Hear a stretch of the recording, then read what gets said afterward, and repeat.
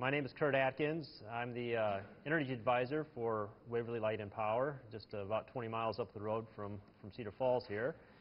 It's always a nice opportunity to come out and talk to organizations of this about the programs that Waverly Light and Power offers and some of the things that we've done historically at our utility in terms of energy efficiency and renewable energy. So today we're going to go ahead and proceed with that and talk a little bit about what Waverly Light and Power is. What Waverly Light and Power represents is a public-owned utility, which means we are owned by the community, and the ratepayers are actually our bosses. They are the ones that kind of help or pay the rates in the community and keep those revenues in the community to support the programs that we offer. The rates that we have will invest in quality and reliability in our community, and above all, what Waverly Light and Power tries to represent is savings for our customers. Our customers really represent about 4,600 meters in our town. Roughly of those 4,600 meters, there's 3,900 of those are residential. The remaining amount make up industrial and commercial and municipal customers in our community. We roughly serve 33 square miles, mostly in town. We do have some rural areas, small farming operation, things of that nature. Historically, we've seen about 4.2% demand growth, which that means our loads have been growing that much each year. That's in addition to either new customers moving into town. The last couple of years, we've seen a little bit of an influx in commercial construction. Many of you may have heard of the W. It's a wellness center built up at Wartburg. That was one of our big, large commercial additions that we've had in real recent times. And of course, we're always dedicated to the community, and that's providing reliable service and also a good steward to the environment. In Waverly, the power production that we have coming into the town was really started back in the early 1920s with the addition of 3 hydro units on the Cedar River. By luck, they've survived a flood again of 2008. They didn't end up in Cedar Rapids, where a lot of things up in our town ended up, it seemed like. But the hydro plants did survive relatively unscathed. In 1999, we had a pretty severe flood, so we did a lot of things this time around to make sure that those were protected. And in fact, we had very little damage to those units, and they are actually back up and running right now. So we were very gracious that we were not affected too bad with the recent flooding. Other power sources in our community is 55% of that energy that is supplied to our customers is purchased from the open market. The remaining 45%, Waverly Light and Power actually owns that generation and transmission. The LGS stands for Louisa Generation System. It's down in Muscatine, Iowa. And that portion of the 45% of that power comes to our community to serve our customers. The local generation is, again, the hydro units that I just spoke of, and also wind energy. Waverly Light and Power was one of the very first utilities in the Midwest to bring wind generation into the community. This has been an effort that got started with Glenn Cannon, which is a general manager that had just retired here last year. He had the vision to bring wind energy to our community and had the foresight to go after it. So the way the wind energy has kind of evolved in our community, right now we have one wind turbine that is supplying energy to the grid, basically, and we have 2 new units that are on the way. Those actually just got under construction here just about a month ago. The turbines, when we have them all up and running, will offset nearly 7,000 pounds of carbon dioxide a year. It's a savings of roughly 10,000 barrels of oil if we had to use oil to produce that electricity, and it serves the equivalent of 783 homes. And there again, that's with all 3 wind turbines when they get up and running. The 2 wind turbines that are coming have been named Cannon 1 and Cannon 2 in honor of Glenn Cannon for his efforts at the wind energy efforts in our community. And I look forward to getting those up and running. So where does all that energy go? Today we're talking a little bit about household energy efficiency. And so all that energy has to go someplace. We talked a little bit about where all that energy comes into our community. And this is a common question that I get from customers when I go out and visit their homes, whether it's in regards to a high bill audit or just an energy audit of their house. And surprisingly, a lot of that energy in our part of the world, in the Midwest, is dedicated heating and cooling cost. And that has a reflection not only on the customer's bill, but also on the utility side of things. And that's what we're going to talk about today, of how those two coincide with each other. The environmental impacts of that energy being used is obviously, as I don't have to tell anybody in this room, is a contributing factor to global warming. So 21% of the energy that our households consume contribute to greenhouse gases. 40% of that energy that has to be produced to supply those households comes from power plants.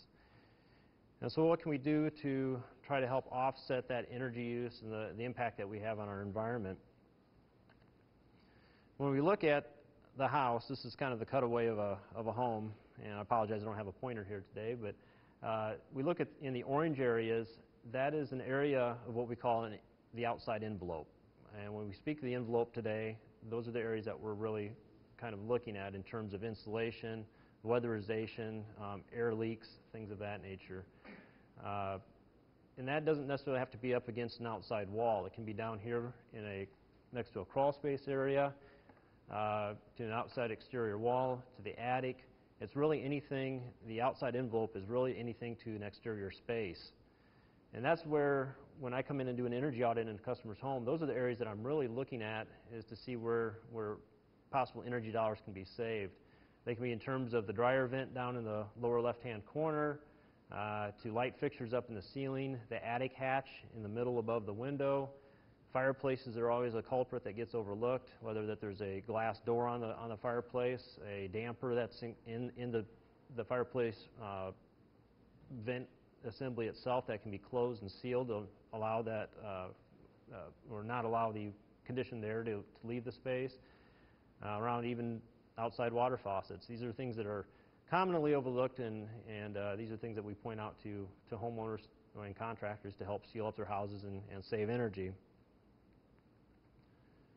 An example of this is we have a few programs at our utility that we offer, and we'll talk about those in a little bit.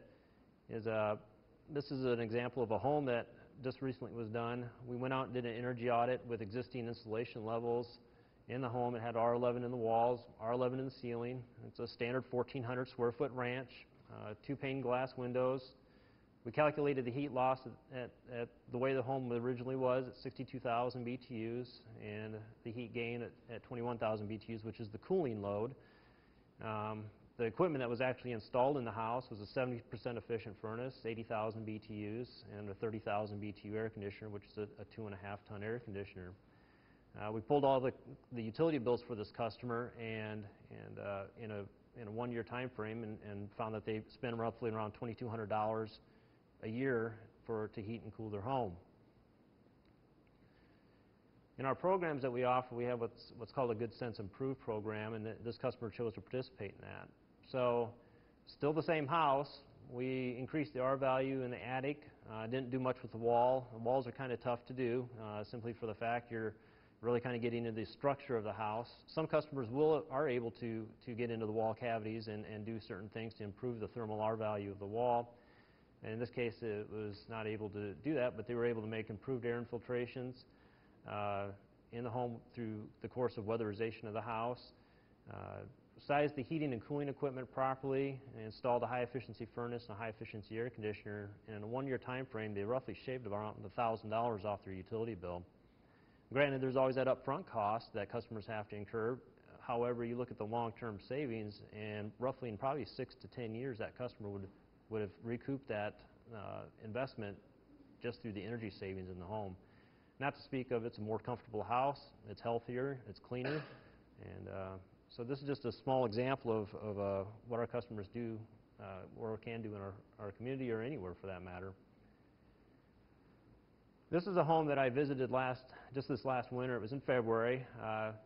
Really weren't there to really do much of an audit. We had a high bill complaint call on it, and this is something that we'll get called out on to assist our customers with, and didn't really notice anything too major. It was about 3 o'clock in the afternoon on a nice February day, and pulled up to the house and didn't really think too much of it until I got about 15 feet to the front door.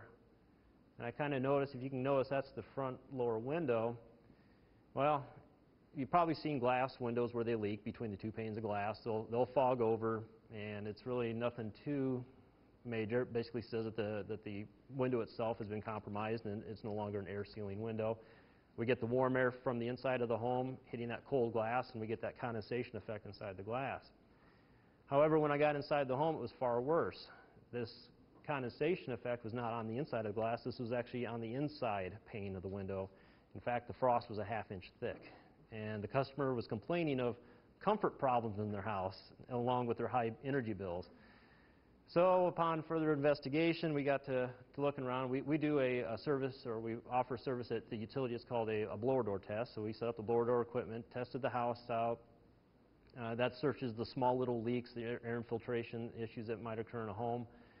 And we're kind of going through all this. In the meantime, we're pulling utility bills out and going through everything. And the next picture I found was didn't really need to, this was before I set the blower door equipment up to get that pressurization test underway.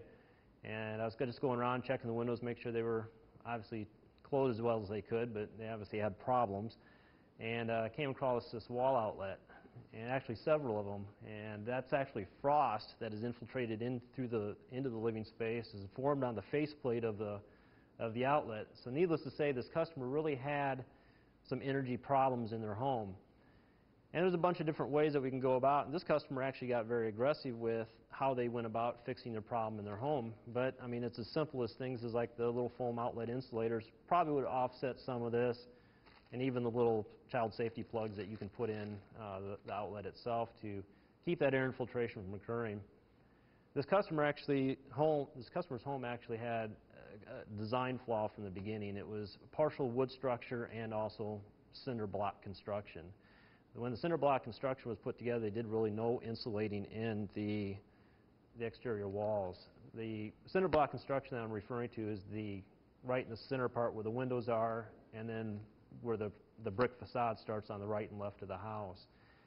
This customer, this is the extreme that they went to. They actually went and ripped off the entire front of their house and actually framed it up with 2x6 construction, new windows, and insulation. So this winter, I'm curious to see how things are coming. They're actually just finishing the project up, and I don't have any kind of good results for you, but you'll be curious to see how the house will test out, and it's a good working example of what problems exist out there in our home construction.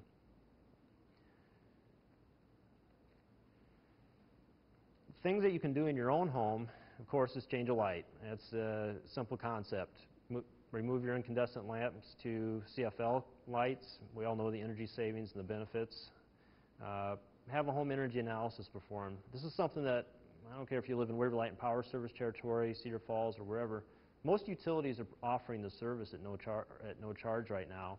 This is something where an energy audit specialist will come out, go through your house, evaluate maybe your heating and cooling equipment, look at your appliances, types of insulation in your home, and just kind of give you an overall evaluation of what your energy bills are like and what you can maybe improve upon. It's a real simple thing to do.